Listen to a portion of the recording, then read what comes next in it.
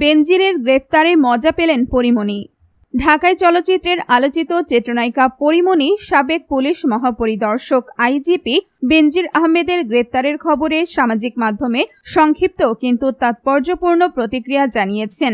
সংযুক্ত আরব আমিরাতের দুবাইয়ে বেনজির আহমেদ গ্রেফতার হওয়ার খবর প্রকাশের পর নিজের ভেরিফাইড ফেসবুক অ্যাকাউন্টে একটি সংবাদ ফটো কার্ড শেয়ার করে তিনি মাত্র একটি শব্দ লিখেছেন, মজা।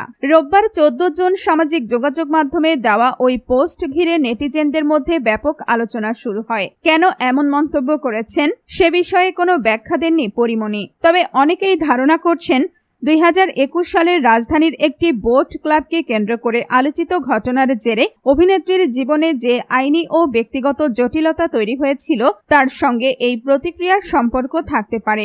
জানা গেছে, দুর্নীতি দমন কমিশনের দুদকের দায়ের করা একটি মামলার প্রেক্ষাপটে ইন্টারপোলের সহযোগিতায় দুবাই পুলিশ বেনজির আহমেদকে গ্রেফতার করেছে।